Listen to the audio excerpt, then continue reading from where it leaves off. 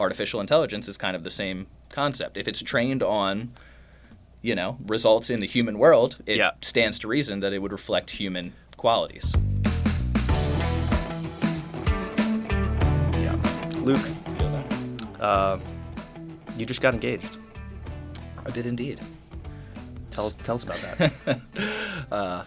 So far, so good. We've been together for about 10 years. So is that like high school sweetheart? It was indeed. Who's out of whose league? Well, she's not watching this, so okay. I think I can safely say that you're the catch. Just kidding. No, she's great. She's awesome. I would never say such a thing. And you went on vacation? We did. Yeah, we went to my old family stomping grounds in North Carolina. Nice. What, Myrtle Beach, or is that South Carolina? It was Nags. Yeah, that's South Carolina. Yeah, it was Nags Head, North Carolina, that my family's been going to for like 40 years now.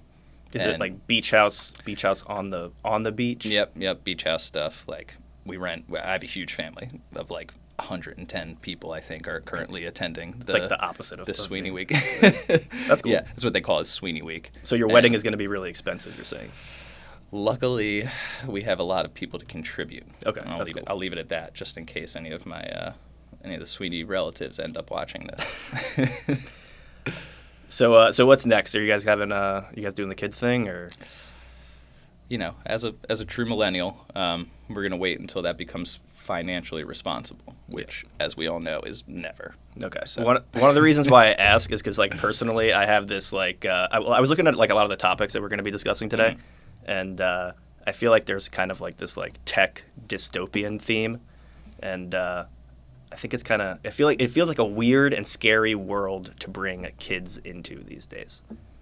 Yeah, absolutely. No, that's a valid point. I mean, tech notwithstanding, things kind of seem scary nowadays. But now you're right. I feel like a lot of the things that we've had listed, especially on this schedule, are like paradigm shifting tech innovations, if that makes sense. Not to be overblown or exaggerating, but a few of these things that we're going to dig into could very well disrupt hugely entrenched sectors of the economy. Yeah, I feel like we are not, like, human beings are not evolved to be living in the environment that we're currently in.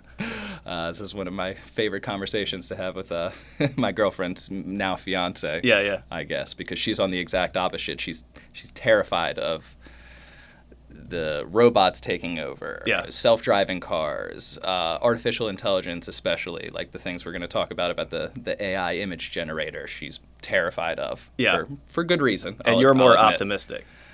I'm more optimistic. Okay. I'm not perfectly optimistic that these things are going to fall into the right hands. Yeah. But I guess I'm optimistic in their potential for what they can do, for how they can help people. All right. So let's skip around a bit on this outline. Cool. Like I said, we're going to kind of limit the structure here. Fine by me. And I think this would be a good point to transition into the AI, and you were mentioning the image generation. Oh, yeah. It's one of my favorites. So there's like this the DALL-E Mini that Google made, but there's also like a bunch of other kind of companies that are making these image generators where you could essentially like type in a prompt, like say like painting of the Taj Mahal in the style of Van Gogh's Starry Night. Right. Yeah. And it will produce like a completely unique image that looks like it was painted by like a professional. And you could like these prompts can get like as weird as you want them to be. It could be like I don't know, like a chicken at home plate hitting a home run.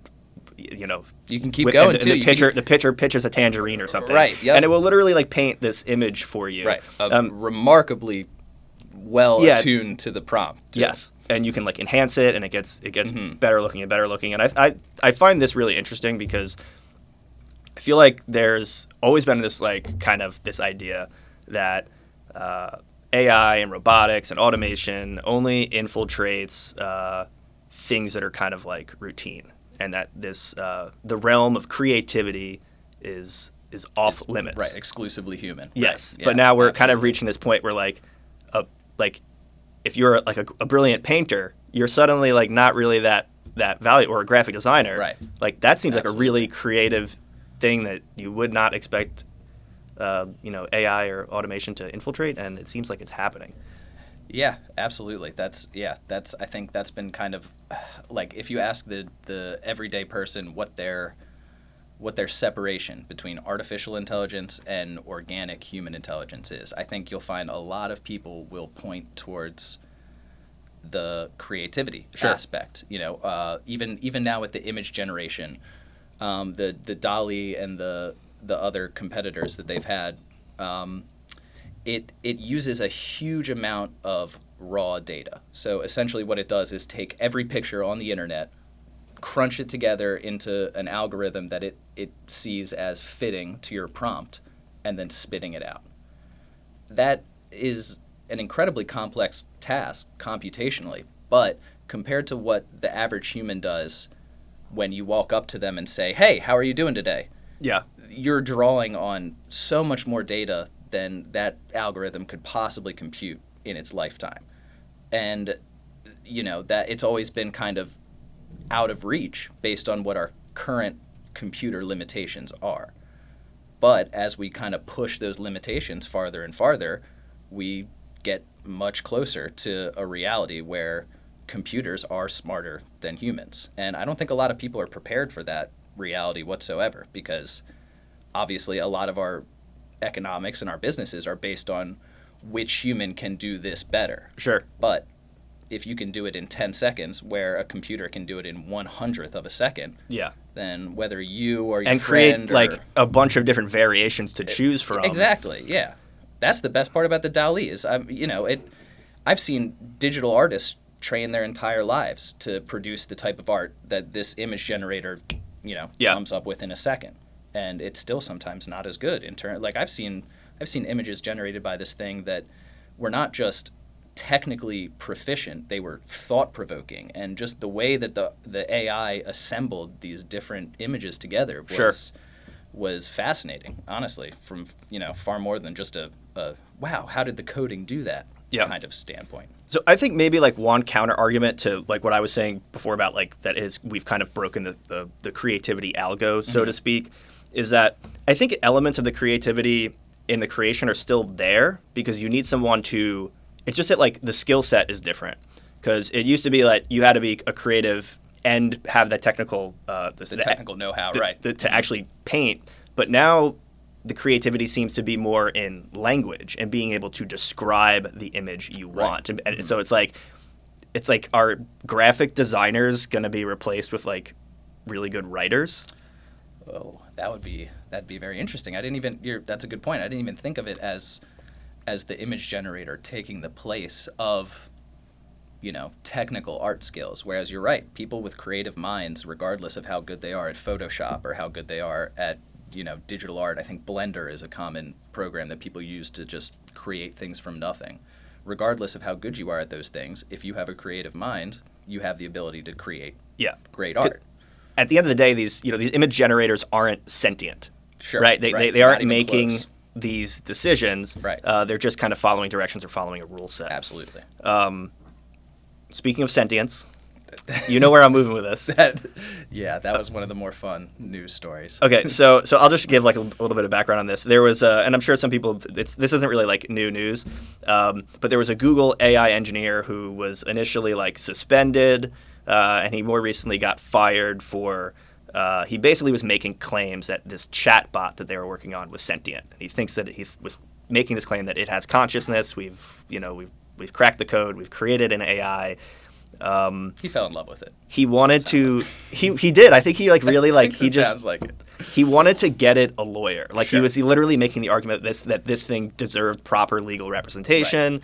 And then Google fires him. So like you kind of have this like I mean, look, I think the guy was like, I think he was wrong, but then you kind of have this maybe like potential like conspiratorial thing. Like Google has created this sentient AI and they just don't want anyone to know about it yet. And that's talk about the best narrative fuel that you can ask for. I mean, this guy, before we did this, I looked into his background, that he has a bachelor's in computer science, master's in computer science, PhD in computer science. Yeah. This man knows things that I couldn't hope to without pursuing the exact Sure. same career path as him. But he proposed these radical ideas. I guess maybe if 20 years from now everything changes, we might refer to him as ahead of his time. But he clearly spent a little bit too much time in his basement and didn't. He spent too much time talking to these chatbots. Talking to his robotic girlfriend is what it says. And my understanding was that it was basically it was a chatbot that was like a culmination of a bunch of other chatbots. Sure. And that may have been like why it was so convincing. Right. And it was well made because he was one of the lead researchers working on it. Yeah. And of course it learns based on interactions. And of course if he was the one interacting with it, it might stand to reason that his specific brand of interaction was leading him to believe that the chatbot was sentient, falling in love with him, et cetera, et cetera. Sure. So I actually speculate, but I think I think. Well, it's funny you bring up the falling in love with. It makes me think of have you seen the movie Her? I was thinking Joaquin that too. Phoenix Yep. and Scarlett Johansson. Yep. I think does she play the.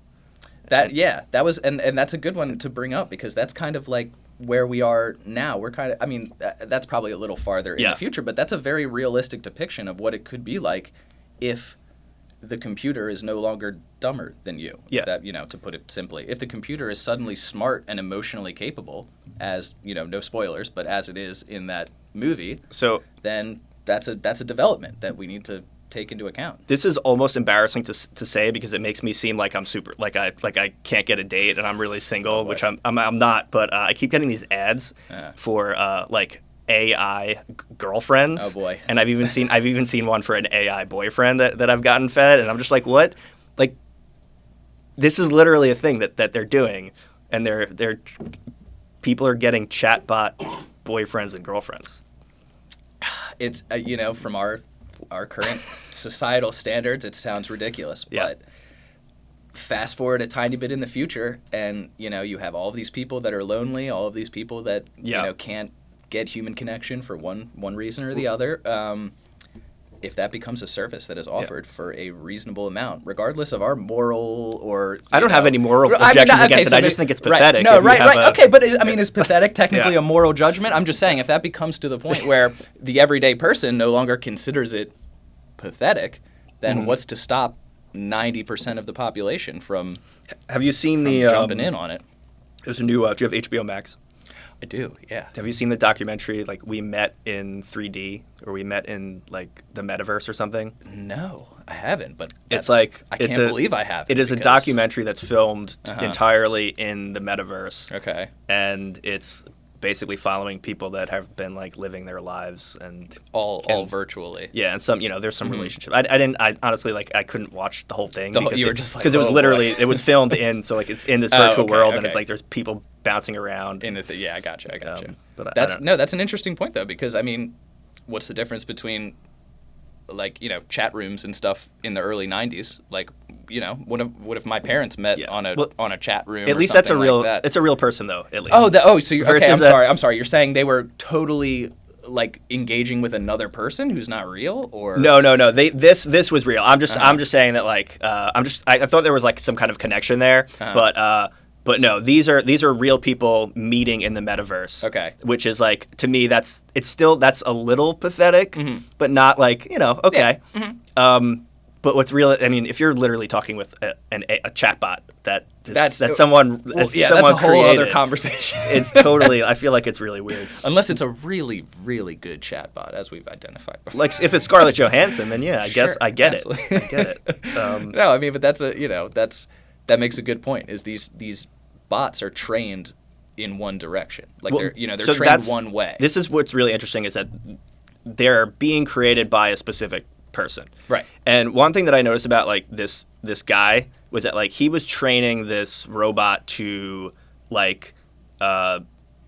figure out what its pronouns were. Yeah. And it seemed like it was a little bit there was a little bit of wokeness going on. Mm-hmm. And I don't want to get too much into that topic of this, but if you have a bunch of Californian left-leaning Silicon Valley types that are creating the AIs, what does that mean for what the product that we get out? Are we just going to get the ultra Are we going to get a robot that spits out? That's got purple spiky hair, and that's funny. It's a perfect point to bring up, because even in the early development of these things, we've had, you guys might have seen at home. You might have seen headlines about AIs are racist. Yes. AIs are sexist.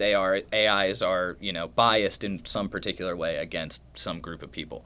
That is a direct product of the way, the concept that AIs are. They're not just a infallible, creation of pure logic. They are a culmination of all of the data that they are trained on, which, the same could be said about humans. They are, the organic processing of all of the information that they've digested throughout their lifetimes.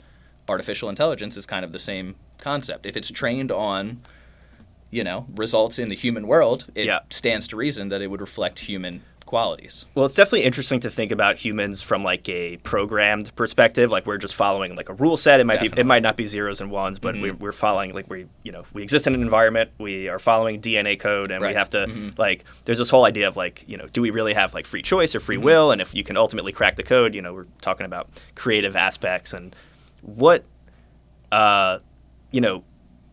are we like moving towards a point where humans just have like no real purpose or no use? What do we do in a world where robots can? Excellent question. Can do everything that we can do. That is the big question, I guess. I don't know if that's necessarily a question that can be answered until it actually happens. But I think not to get too philosophical here before we've had too many drinks, but the question of human purpose and the question of human existence, I feel like has been debated for a long time. And when the Industrial Revolution rolled around, I bet you there was a select group of people complaining that humanity's purpose was to till the fields and to do manual labor, and this was removing humanity's purpose.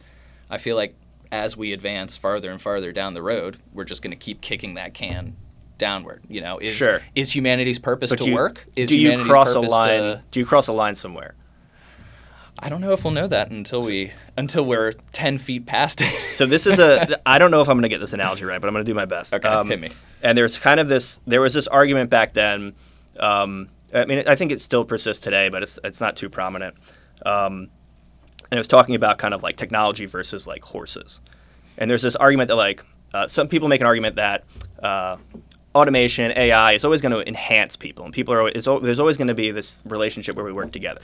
But if you think about the way that like technology has had impacted horses, eventually, like originally you had like the saddle, which that helped horses. Right. It helped the population. The population of horses started to grow because people learned how to put a saddle on a horse. It didn't eliminate the horse; it made the horse riding better. Exactly. And then we made a single horse-drawn carriage, and then we had the bigger carriage, and the horse population was going up, and then the car was invented.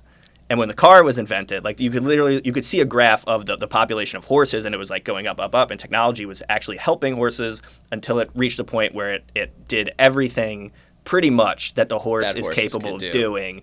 And then now the horse is like a very, very niche like thing, and you're kind of, if you ride horses craft these days, you're kind of weird, like exactly. It's a sign of wealth and status, and recreation. Yeah, I don't mean to say weird. You're different, like you're not. It's not a normal thing to be riding horses these days, back and forth on your daily commute.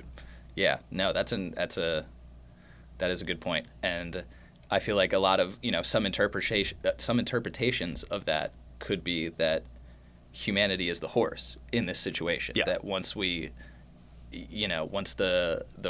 artificial intelligence becomes so advanced that humanity is no longer the dominant intelligent force, that we just kind of go by the wayside. But is there any? There's no turning back at this point, right? Because at this point or at that point in the future? At this point, is there any turning back? Like, so I think of like we're barreling forward. Like the progress will not stop until we've realized, oh crap, we went too far, type thing. Is that what you're saying? I think we've already gone too far, because we're on this path. You were talking about like kind of people fighting back against technology. Like you have the whole imagery of like Ned Ludd smashing the stocking frame in Britain, and so that's where like the term like Luddites comes from. And I think that I feel like we're going to have this kind of like rise of like Neo-Luddites, and I think maybe there already is a pushback against technology. Yeah. No, for sure. I think there always has been. And I think pushing back against some technology has been like pushing back against high-speed trains or something like that that's just going to affect you slightly. That gets some negative feedback. Pushing against something that people believe will be undermining the superiority of human consciousness, sure. I feel like will receive a monumental pushback if it doesn't happen gradually, which would make the most sense that it wouldn't. It's not the type of thing that all of a sudden someone wakes up one day and creates a sentient AI, as much as our Blake Lemoine, I think is his name was, as much as he would like that to be the case. But do we need more oversight of what's going on in these companies that are creating AI? I think that's a definite. I'm not sure if that's necessarily. Well, let me backtrack. Yes, I think that is something that one day will become incredibly relevant. Otherwise, it's just handing more power to big tech and giant corporations.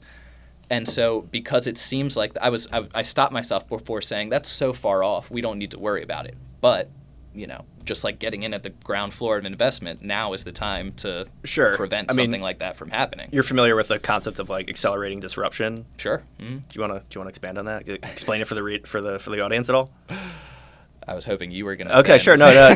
So one of the things, Sarah. No, one of the things that initially like got me into like really interested in technology was I read Ray Kurzweil. Like he put out I think it was like the Age of Accelerated Disruption, or I forget what the name of the one book that I read when I was like, I don't know, I think I was like a year or two out of high school. Mm-hmm. Your most impressionable times. And it's just it's just this general idea that as technology accelerates at an exponential pace, because you have processing power of computers gets quicker, and the ability to store more information gets faster, and you kind of hit this exponential curve, and we're kind of like right at the cusp of it, where it's just like things can happen so quickly, so yeah, like you're saying, we might not be very far from that point. Agreed, especially because, like you said, we need oversight on these companies, because I certainly don't know what. When this whole story about this AI researcher even questioning whether or not this chatbot was sentient, I had no idea that was, the way. I didn't know that was where the industry had progressed. Did you read the conversation between him and the chatbot? Yeah. I mean, it did. I did, and it did seem. It didn't seem like the chatbot was wholly ignoring the topics that he was bringing up. But again, that's not something we can see from a one-sided perspective. Yeah. Because you don't know what's going on in the background. Right, and we don't know what type of questions it's been trained to ask. He could have been asking the robot the same questions every single day for months before finally getting an answer that he liked. Sure. And not to say that's and then he and then speculation. The robot learns that that's the answer that he wants, and then it's spitting that back out over which and over is again. an interesting concept in the terms of artificial intelligence all by itself. But I don't necessarily think. I think once an artificial intelligence program becomes truly sentient, I think we'll know about it fairly quickly. I don't think it will be the type of thing that could be kept under wraps, for the very point that it would be so lucrative, and it would be, one of those things that the entire computer science industry would have to know about almost immediately. Have you seen the television show Devs? Devs? I don't think so. It's with who's the dude? Was it Ron Swanson? Oh, Nick Offerman. Nick Offerman, yeah. So he plays basically like this tech CEO who had lost his his daughter died in an accident, and he's basically building like a quantum computer to him and everyone else. Yeah, exactly. Right now, basically this thing is capable of like looking back into the past and looking forward into the future. Just for pure computational power can just see. But nice. Exactly. And I was thinking of it because there's a lot of there's some government oversight that they're trying to get their hands on the tech.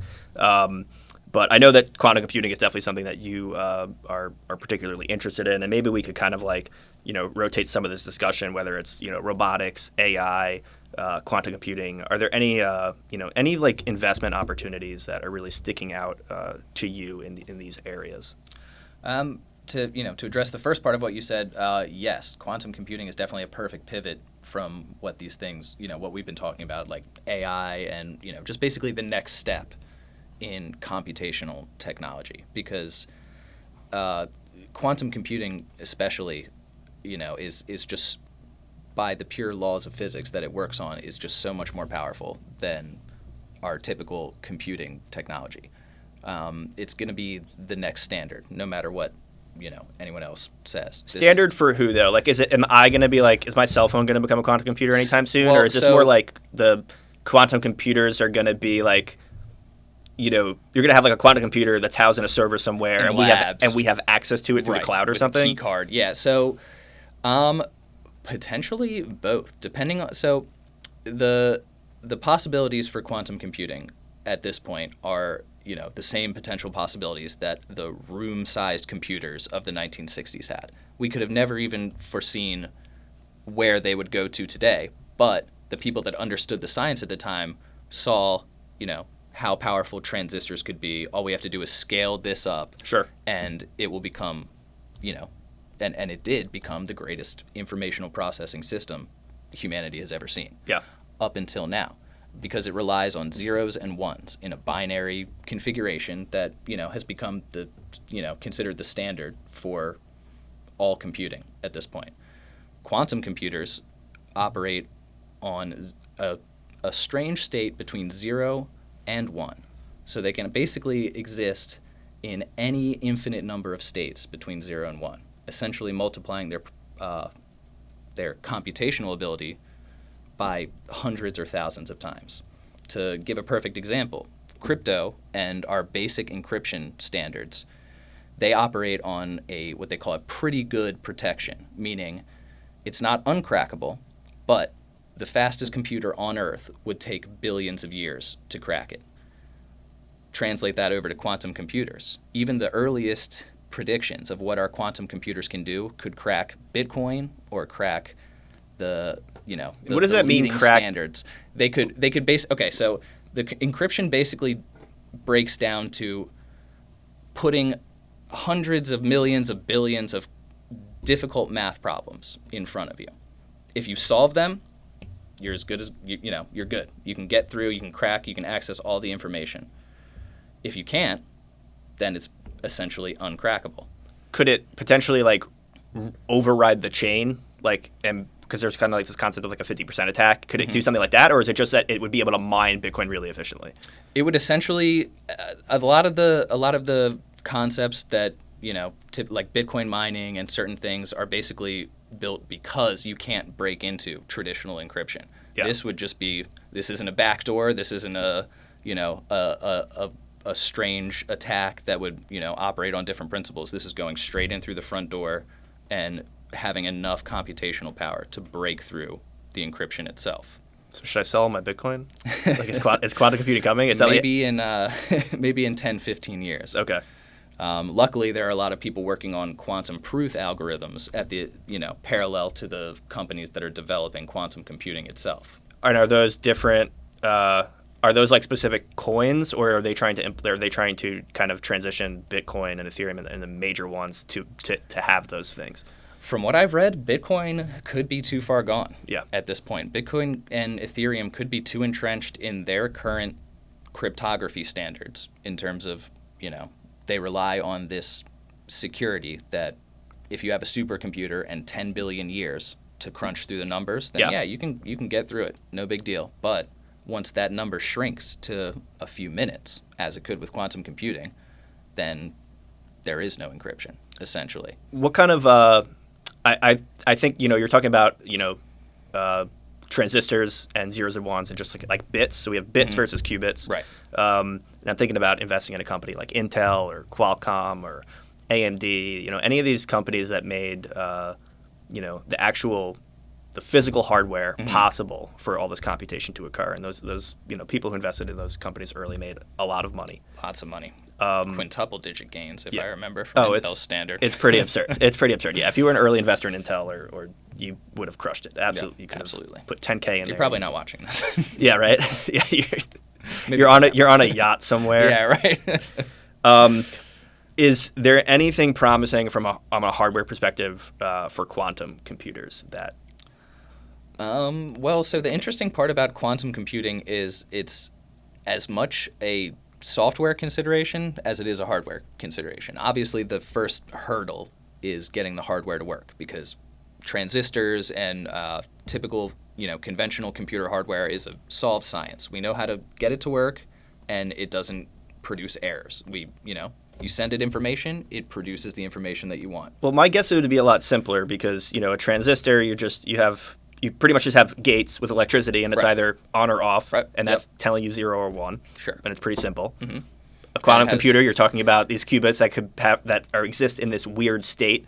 What are we using to communicate that? So the concept of, they call it quantum superposition.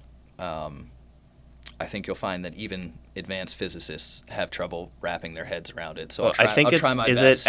Was it Alan?